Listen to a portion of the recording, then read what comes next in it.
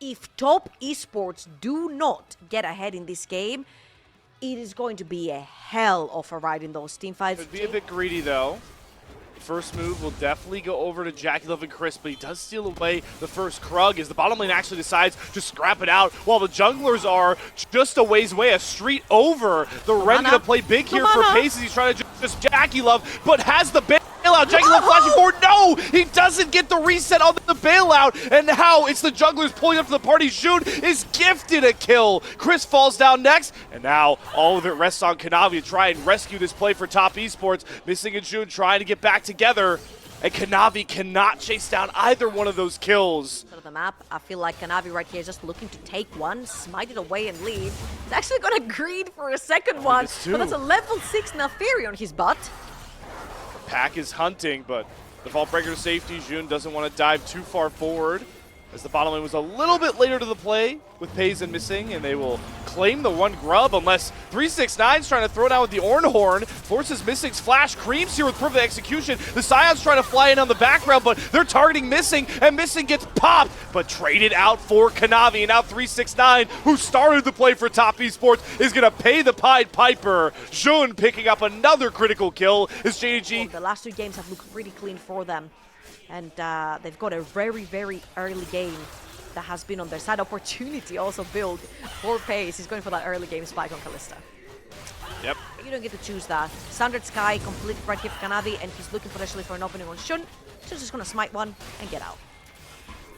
Will give over mites if they want to, but maybe Shun was just waiting to reconnect with the bottom lane.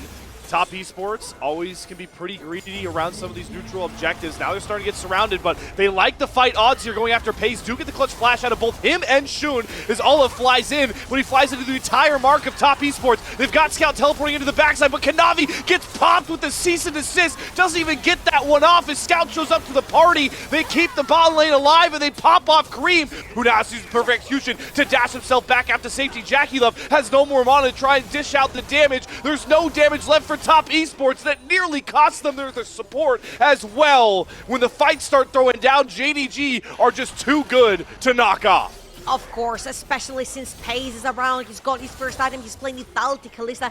He's burning through those HP bars. Top esports walked straight into JDG. Prioritizing from draft just is still 9, and they're going to have to start sacrificing some things on the map to buy time. Yeah, and Kanavi again is looking towards the top side of the map. They're going to lose the second dragon right here.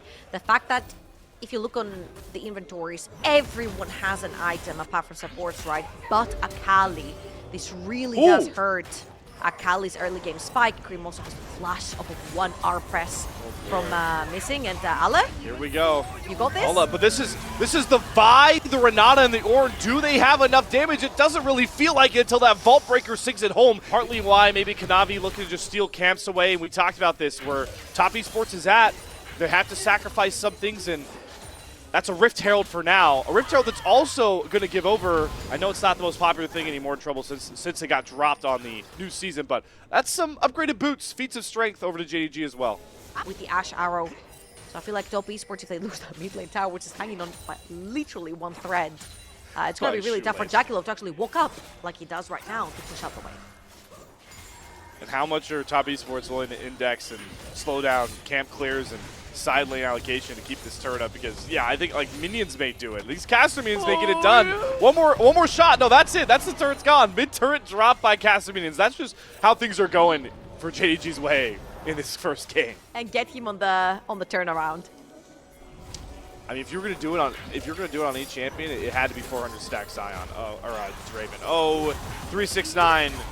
My poor soul. The flash. Ooh, the Ash Arrow still sinks through. I think Shun might have enough damage. He's taking up a lot of turret shots, though. Has to flash away, and it's missing support Ash that gets the kill and walks away with style. We said it earlier. Everything is just going JDG's way, and Missing living with about 50 HP really personifies it. Yeah, and if you can kill that Ornn. Oh, hold on, Cream. They're looking. They're praying. Wow, they get the resets off. For those dragons, which is going to be so point for JDG. If they manage to secure that, no one from top esports is actually in position to push out these waves. You see Cream trying to push down that bot lane wave, but they have absolutely zero vision. And Ale is hiding in this bush. The brick wall trying to hold the line here. They do have Scout pushing towards this top side, does have teleport if he wants to join the fight of alls, as all of TES are going to use their 5 versus 4 advantage. Jun gets caught, tries to go into the Atari-able, but Kanavi times the cease assist perfectly. Jun is down, and that is the golden goose to find. Shut down, and it's going to stop the dragon stacking. Finally, Top Esports are able to commit to what their comp was designed to do, and it might have just bought them a hell of a lot more time in this game. There, so that these sort of fights and isolated targets do not happen for Top Esports.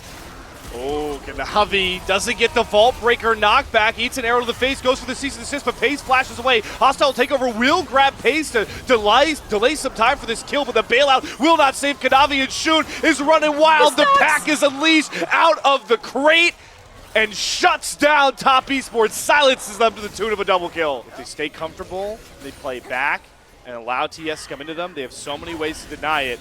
And like we talked about, TES, they have to fly in right now into JDGs. They take this Voracious Otacon. They're teleporting in 369. All eyes gravitate towards Kanavi. Can he find a clutch steal? The best jungler of Group Ascend so far needs to hone in, lock in, but he eats an Ash Arrow to the face, forces the Mikhails out. Ornhorn's going to come down. They're going to try and jump on the Scout, who does have to self-fold as Cream is on the backside of this fight. Shun is being pushed out of the pit. The hostile takeover, buying a bit more time for TES to try and set up a huge 50-50, but Kanavi goes in all out for Pays. Will he find the kills? Trying to set up his team. The Draven's too far away. The bailout comes across. Will Kanavi be saved? No! He's cut down. All the zombie grabs him, and they send Jun in to get the Voracious Otacon. JDG bide their time, won't let TES push them around, and it might have just won them this game 1 in the El Clasico. That was the best case scenario for Top Esports, forcing Scout to ult himself early on, splitting them apart when JDG really want to play front to back, and it just was not enough. You see how the team composition right here for JDG